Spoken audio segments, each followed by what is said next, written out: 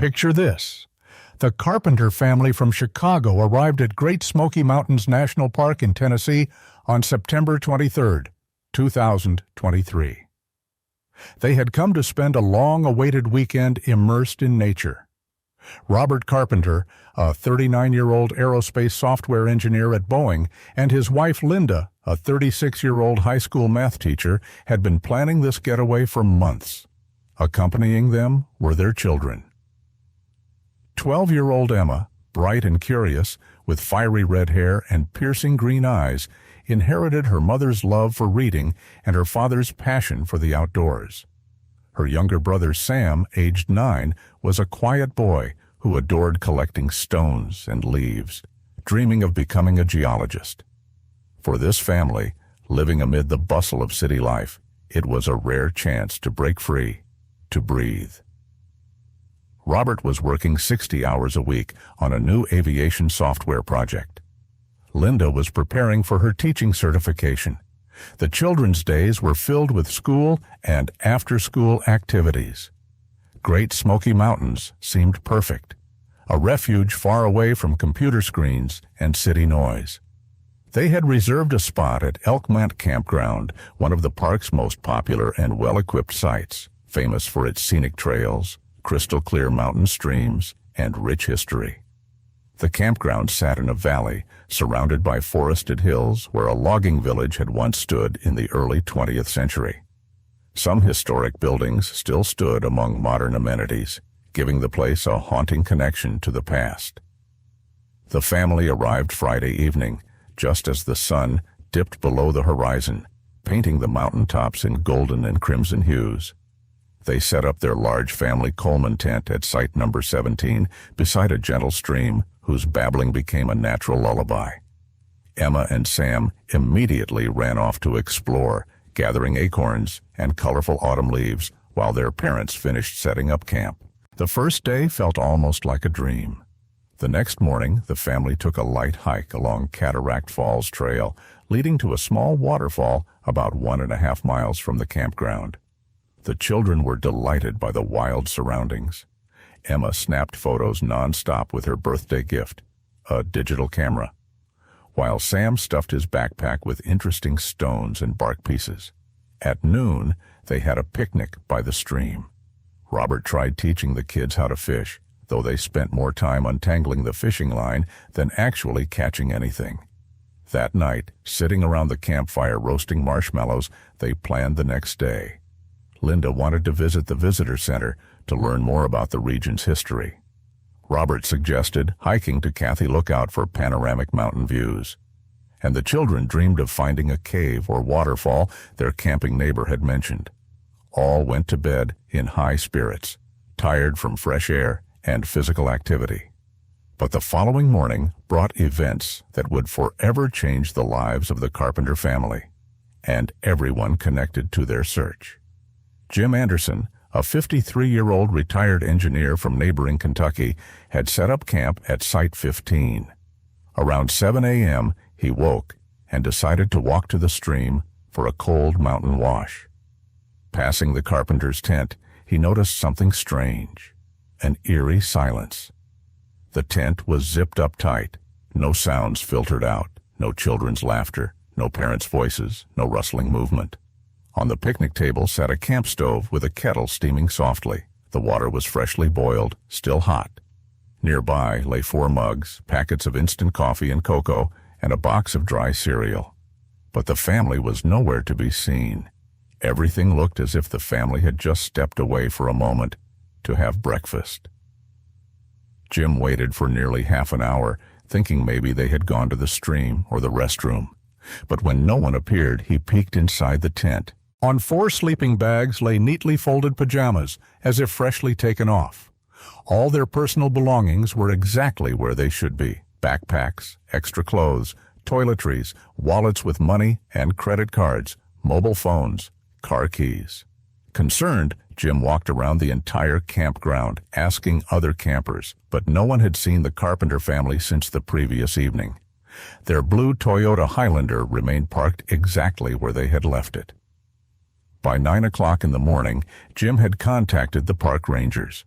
The first to arrive was Matt Davis, a 27-year-old University of Tennessee graduate specializing in natural resource management. In his 3 years here, he had taken part in over 30 search and rescue missions. But this situation was unlike anything he had ever encountered. Usually, people got lost on trails, suffered injuries on climbs, or simply wandered confused in the forest. But an entire family vanishing from their campsite without taking anything but the clothes they slept in was unprecedented. Davis carefully inspected the scene. On the soft earth around the tent, he found clear barefoot tracks, 2 adults and 2 children, leading away from the tent towards the edge of the campground where the forest began. The footprints were fresh, no more than a few hours old. What struck him as odd was the calmness of the prints. They showed no sign of chaos or haste. The family was walking steadily, as if on a peaceful morning stroll. By 11 a.m., a team of 8 rangers led by Park Superintendent David Cox, a veteran with 25 years of experience, joined the search. They followed the footprints deep into the woods, along a barely visible trail used mostly by wild animals. The prints were plainly visible on the damp soil and fallen leaves for about half a mile. Then, the unexplainable happened. On a small clearing surrounded by towering pines and oaks, the 2 adult sets of footprints suddenly vanished. They ended abruptly, as if Robert and Linda had simply vanished into thin air. But the children's prints continued. Tiny bare footprints of Emma and Sam led across the clearing to the opposite edge, where the trail plunged once more into the dense forest. The rangers scoured the area where the adults' tracks disappeared. The ground was level, no pits, fissures, or obstacles that might explain such a sudden end. There were no signs of struggle, no dragging of bodies, no animal attack. The footprints just stopped, in the middle of the clearing, as if 2 grown adults had ceased to exist in that exact place. Even more mysterious was the children's behavior as shown by their footprints. Emma and Sam showed no signs of panic or confusion. They continued walking at the same steady pace, without turning back, without searching for their parents. This defied everything psychologists know about how children behave in stressful situations. Even the bravest kids usually get scared if left alone in an unfamiliar place. The tracking team followed the children's footprints for almost another mile through thick forest, where the trail grew ever fainter. Emma and Sam's tracks remained clear and confident. The children clearly knew where they were headed. But then, like their parents before them, these footprints disappeared just as suddenly. In a small hollow between 2 hills, at the base of a massive 100-year-old oak tree, the children's footprints simply ended. This oak was special. Locals called it the Grandfather. Some believed it to be a sacred tree of the Cherokee people. Its trunk was so wide that 8 adults holding hands could barely encircle it. Its roots formed a complex system of natural steps and shelters. Its crown soared over 100 feet high. It was here, at this tree, that the search team found the first series of clues that would make this case one of the most baffling in the history of national parks. About 15 feet above the ground, hanging from a thick branch, were scraps of adult clothing. A piece of blue plaid shirt, the one Robert had worn the day before, and a torn section of Linda's pink pajamas. The fabric was ripped unevenly, as if violently torn off. Yet there were no traces of blood or signs of violence nearby. How these scraps ended up so high remained a mystery.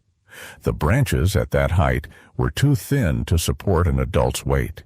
The lowest thick branches stood well above 20 feet. Even an experienced climber would struggle to scale so high without special gear. The search operation immediately escalated. By Saturday evening, 42 people were involved. Rangers from 3 national parks in the region, volunteers from local search and rescue teams, the Sevier County Sheriff and his deputies, and specially trained dogs and handlers from the University of Tennessee. Yet the dogs behaved strangely. 3 German Shepherds and 2 Labradors, all with spotless records in search missions, easily picked up the family trail from the campsite and confidently led searchers to the clearing where the adults' footprints vanished. But when the handlers tried to send them along the children's trail, the dogs showed intense signs of distress. Maya, the oldest dog, a 9-year-old shepherd who had found more than 60 missing people in her career, sniffed the ground near the children's trail and suddenly jumped back, yelping loudly. She refused to go any further despite her handler's commands and encouragements. The other dogs did the same. They could smell the children, but utterly refused to follow their trail. Dr. Rebecca Wilson, an animal behavior specialist from the University of Tennessee, who arrived on the second day, explained that such behavior indicated the presence of something the animals perceived as a serious threat.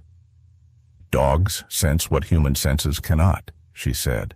Their refusal to follow a scent that was clearly present suggested they detected a danger, the nature of which remains unknown to us.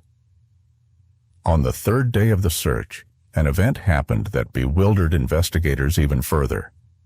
A group of volunteers scoured remote areas within a 5-mile radius of the disappearance site and discovered a small, abandoned lumberjack cabin dating back to the Great Depression. The cabin had been empty for decades, its roof partially collapsed, its walls covered in ivy. Inside, on an old wooden table dusted with leaves, lay a child's backpack, adorned with a unicorn. The very same backpack Emma had carried on their first walk to the waterfall. The backpack was clean, showing no signs of long-term abandonment. Inside, they found her digital camera, some collected stones, and a folded note. The note was written in childish handwriting, on a torn page from a school notebook. "We are going where we are meant to be. Do not look for us. We are happy. Emma." FBI handwriting analysis confirmed the note was written by a 12-year-old girl. Comparison with samples from her school notebooks showed a perfect match. Yet the note's content raised more questions than answers. The phrase, "where we are meant to be," was unusual for a child so young. Emma had never used such expressions in her school essays or letters. Moreover, her teacher, Susan Thompson, who had known Emma for 3 years, claimed the writing style did not match Emma's usual way of expressing herself. The digital camera contained 43 photos taken during the family's hike to the waterfall. The last pictures showed the family laughing around the campfire the evening before their disappearance. Everyone looked happy, relaxed. No signs of stress, fear, or premonition of doom appeared on their faces. Detective Thomas Bradley of the Tennessee Bureau of Investigation's Missing Persons Unit took command of the investigation.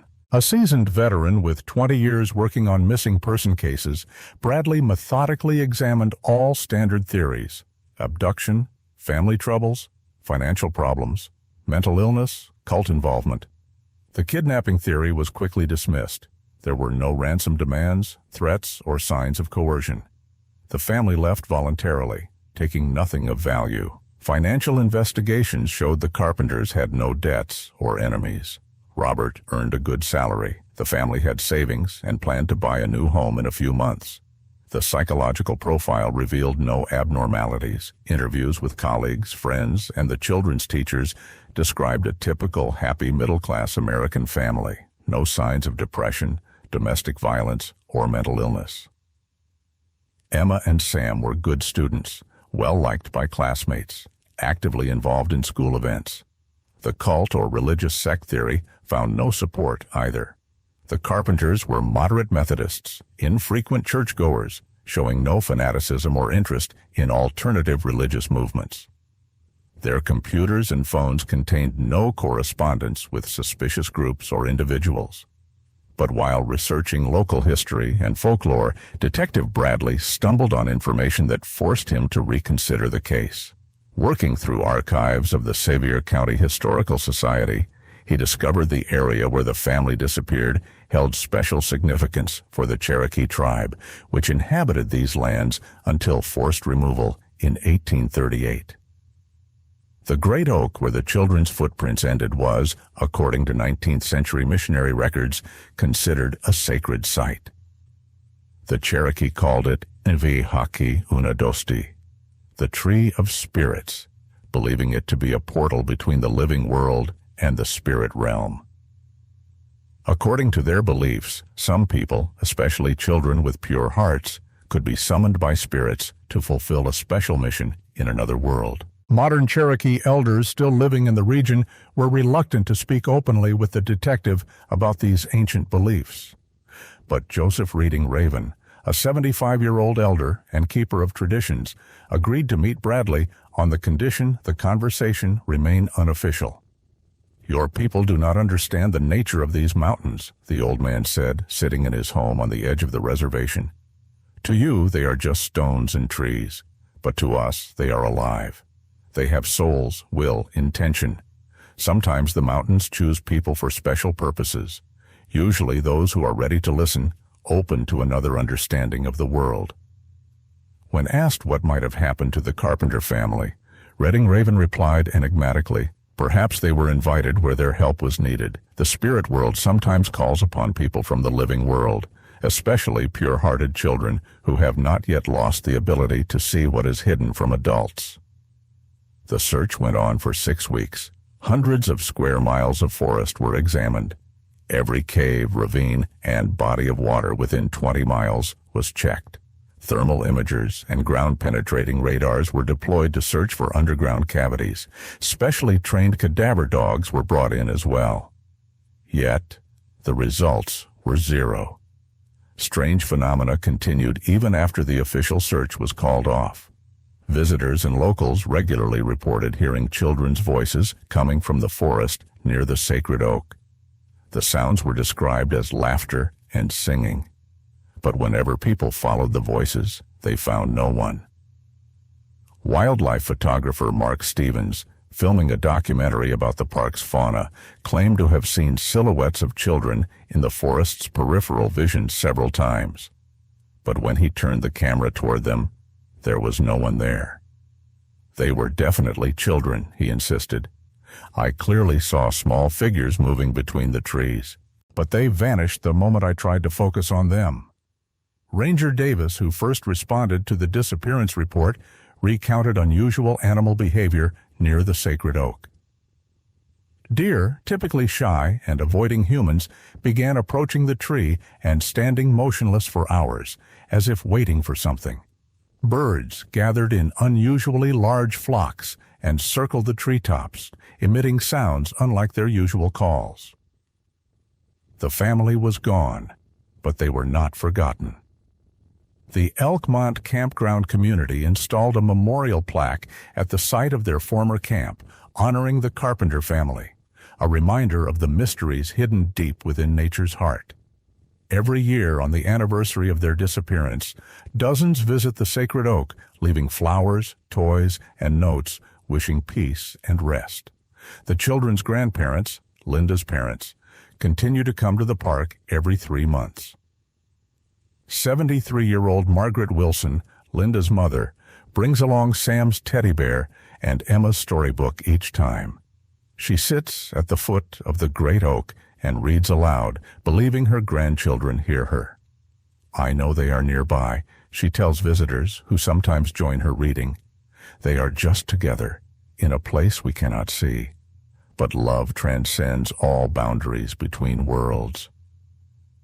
The Carpenter case remains officially open, though active searches have ceased. Detective Bradley has retired, but he continues to watch for any new leads. He keeps copies of all case materials and a photograph of the family taken by the campfire on their last evening together in his home office. "In 30 years of work, I've seen much that defies explanation," he said in an interview on the 5th anniversary of the disappearance. "But this case forced me to reconsider many beliefs about the nature of reality. Perhaps there are things beyond ordinary logic and science, things we cannot yet understand." Locals are divided in their opinions. Some believe the family fell victim to a stranger or wild animal, dismissing the mystical explanations as attempts to find meaning in tragedy. Others believe in supernatural intervention. They see the disappearance as a reminder that the world is full of mysteries beyond human comprehension. Great Smoky Mountains National Park continues to welcome millions of visitors each year. Most enjoy the park without incident, captivated by the beauty of the wilderness and the chance to escape city life. Yet among rangers and seasoned hikers alike, the story of the Carpenter family serves as a chilling reminder. Even in well-studied, patrolled areas, nature holds its secrets. The trail the family took is no longer marked on official park maps. Rangers warn tourists against exploring that area without an experienced guide. But the sacred oak still draws visitors searching for answers about the borders between the known and the unknown, between the world we see and worlds that may exist just beyond our sight. The story of the family that followed children's footprints remains one of the deepest mysteries of America's national parks. It reminds us that despite all mankind's advances in science and technology, the world is still full of secrets, and sometimes those secrets touch the most fundamental questions of human existence. Who are we? Where do we come from? And where do we go when our path in this familiar world comes to an end?